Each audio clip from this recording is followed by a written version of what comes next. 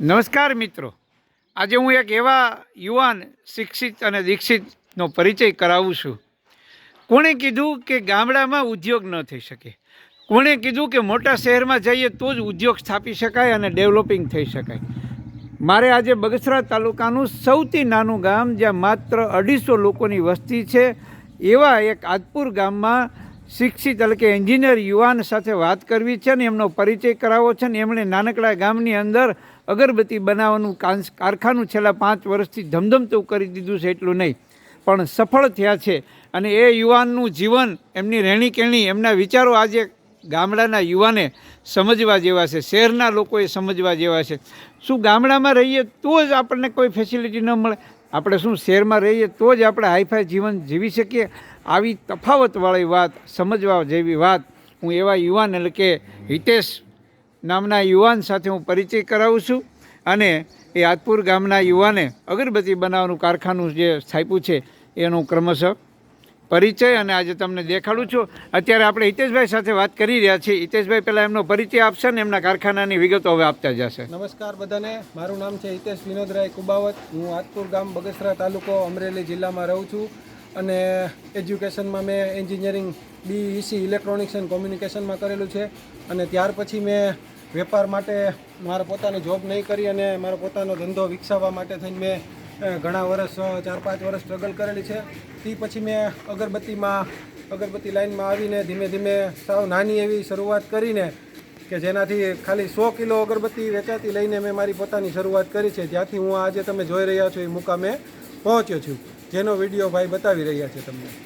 મિત્રો, હવે ક્રમશઃ આપણે અગરબત્તીના પ્રોડક્શન અને અત્યારે કેટલી ફ્લેવર બનાવો છો એ જણાવો. 64 પ્રકારના આપણી ફ્લેવર છે અને મારી બ્રાન્ડનું નામ છે સ્વરા અગરબત્તી કરીને આપણી બ્રાન્ડ છે. હવે આપણે પ્રોડક્શન તરફ જઈ રહ્યા છીએ. એ પહેલાં અહીંયા બાજુનું જે આપણે અહીંયા અગરબત્તીનું છે ડ્રાયર છે આપણું, જેમાં આપણી રો અગરબત્તી સુકાઈ રહી છે. જે મશીનમાં રો અગરબત્તી બને એનો આમાં સુકવવાનું મશીન છે, ડ્રાયર મશીન. આ એક નાનકડા ગામની અંદર એક શેડ ઊભો કરી અને અગરબત્તીનું પ્રોડક્શન શરૂ કર્યું છે. અને હવે આપણે આ પ્રોડક્શન તરફ જઈ રહ્યા છીએ. અહીંયા અત્યારે 4 મશીનો બહેનો દ્વારા અગરબત્તી બની રહી છે. બહેનોને વિનંતી કરીએ કે એ મશીન શરૂ કરે અને આપણે દર્શક મિત્રોને અગરબત્તી બનાવવાનું આ મશીન દ્વારા જે થઈ રહ્યું છે કામ એ બતાવી રહ્યા છે. અત્યારે આ બિલકુલ ઓટોમેટિક રીતે આ મશીન દ્વારા અગરબત્તી થઈ રહી છે.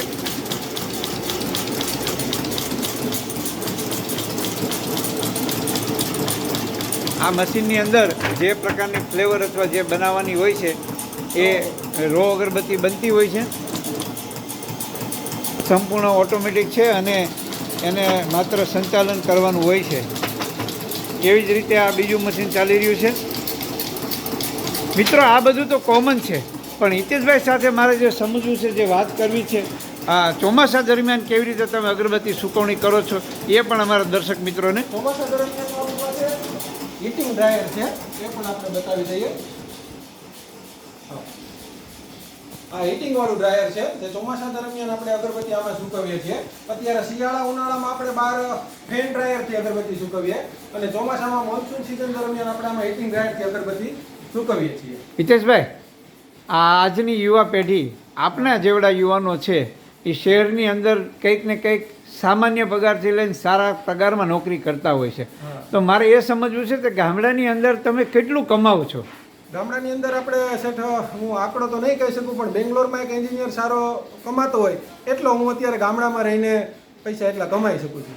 મિત્રો, મારે હિતેશભાઈની વાત ઉપરથી એક ફલિત થાય છે કે તમારા નસીબમાં હોય અને તમારી સ્ટ્રગલ અને તમારી મહેનત, આવડત, કુશળતા તમને ગામડામાં પણ સારું એવું કમાણી કરી શકે છે. એના માટે શહેરમાં રહેવું એ જરૂરી નથી હોતું.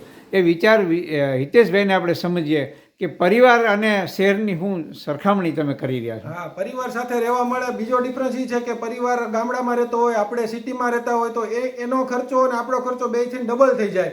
તો એ આપણે સાથે રહેતા હોય તો બે સિંગલ ખર્ચામાં બેયનું ઘર ચાલે, પરિવારનું અને આપણું બેયનું. અને આપણે બહાર સિટીમાં રહેતા હોય તો ડબલ ખર્ચો થવાનો છે રસોડાનો, કે ભાઈ મમ્મી પપ્પાની અહીંયા રહેતા હોય તો એનો અલગ ખર્ચો, આપણે ત્યાં રહેતા હોય તો ત્યાંના ભાડા, કંપનીનો ખર્ચો, કે આપણે મને કોઈ ઉદ્યોગ કરતા હોય તો એના ભાડા. અહીંયા ગામડામાં બધી વસ્તુ સસ્તી છે તો આપણને અહીંયા આ બધું એકદમ ફ્રી મળી રહ્યું છે. હિતેશભાઈ, મારે એક બીજી વાત આપને પૂછવી છે કે આજે યુવાન મહિલાઓ એમાં તમારા પત્ની પણ આવી જાય હા. તો એવું એ નથી કહેતા કે મારે શહેરમાં જવું છે એમ.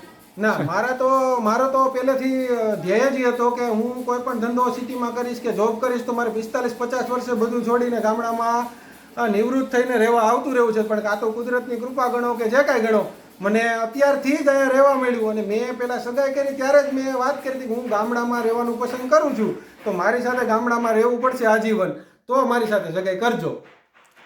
તો તમે આજની આ યુવા મહિલાઓને શું સંદેશો એના ઉપરથી આપી શકો? હું સંદેશો એવો આપું છું કે ત્યાં ભીડભાડમાં રહેવું, તકલીફમાં રહેવું, પૈસાની એટલી તકલીફ ભોગવવી, હકડાઈમાં રહેવું, એના કરતાં અહીંયા સુખેથી ને સારા એવા ગામડાના શુદ્ધ વાતાવરણમાં રહેવું વધુ સારું રહેશે એમ. આજે તમારું દરરોજનું પ્રોડક્શન કેટલું?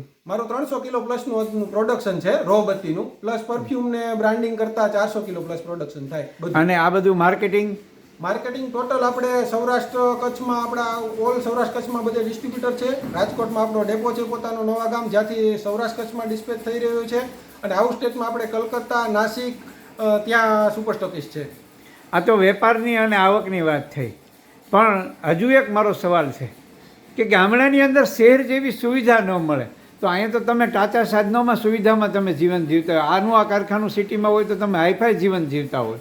સિટીમાં હોય તો હાઈફાઈ જીવન, અહીંયા જીવવા કરતાં આપણો ખર્ચો એટલો હાઈફાઈ હોય ને.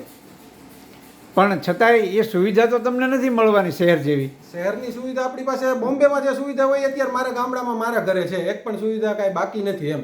કોઈ એમ કે એસી તો એસી છે કે ભાઈ વોશિંગ મશીન, આ તે બધું ગામડામાં અત્યારે અવેલેબલ જ છે. સિટીમાં ગામડામાં સુવિધામાં કોઈ ડિફરન્સ રહ્યો જ નથી, સિવાય કે તમારે બહાર જમવાનો જો બહુ તમને શોખ હોય તો એ એક જ ડિફરન્સ દેખાય છે. મને બીજો ડિફરન્સ દેખાતો નથી. હિતેશભાઈનું જીવન, એમનું પરિવાર ભાવના, જીવન તો એ બોમ્બેની અંદર જેવું લોકો જીવન જીવે છે એવું જીવન જીવે.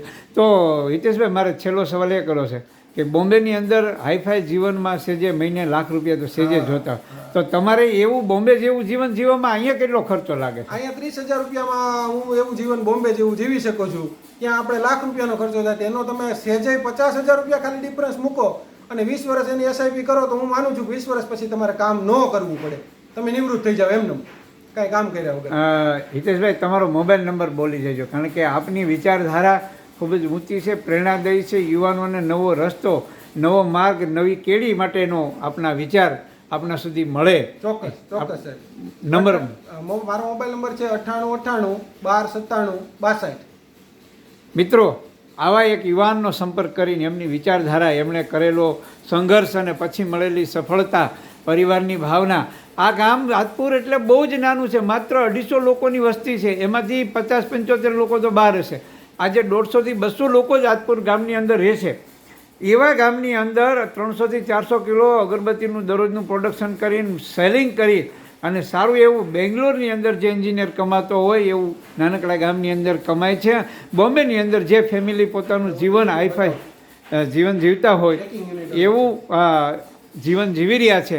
બીજો વિડીયો પેકિંગ સાથેનો હું આપને બતાવીશ. ધન્યવાદ.